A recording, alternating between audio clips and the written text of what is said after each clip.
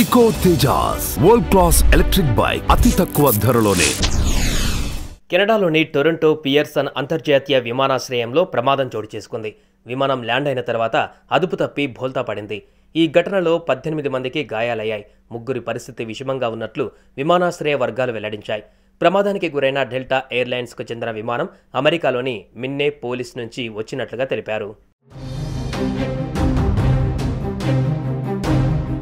ఇటీవలి కాలంలో తరచూ విమాన ప్రమాదాలు చోటు చేసుకుంటున్నాయి. ల్యాండింగ్ సమయంలోనూ విమానం టేకాఫ్ అయిన కొద్దిసేపటికే ప్రమాదాలకు గురవుతున్నాయి.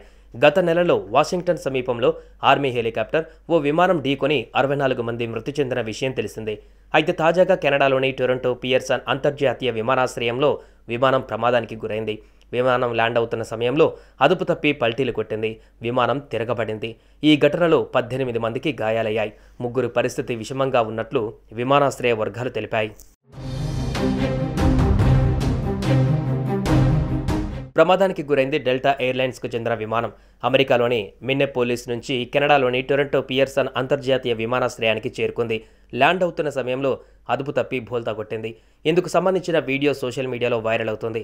ప్రమాదం జరిగిన వెంటనే భద్రతా సిబ్బంది అప్రమత్తమయ్యారు. క్షతగాత్రులను స్థానిక ఆసుపత్రికి తరలించి చికిత్స అందిస్తున్నారు. అయితే ప్రమాదం జరిగిన సమయంలో విమానంలో 80 మంది ప్రయాణికులు ఉన్నారు.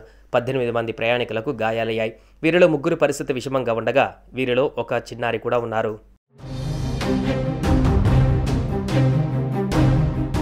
మరోవైపు విమానం అదుపు తప్పి తిరగబడిన ఘటనపైన దర్యాప్తునకు ఆదేశించారు. ల్యాండ్ అవుతున్న సమయంలో బలమైన గాలుల వల్లనే ఈ ప్రమాదం చోటు చేసుకుందని భావిస్తున్నారు.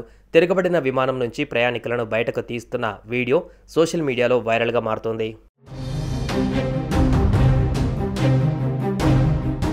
సుమన్ టీవీలో మీ పర్సనల్ అండ్ బిజినెస్ ప్రమోషన్స్ కోసం కింది నెంబర్కి కాంటాక్ట్ చేయండి.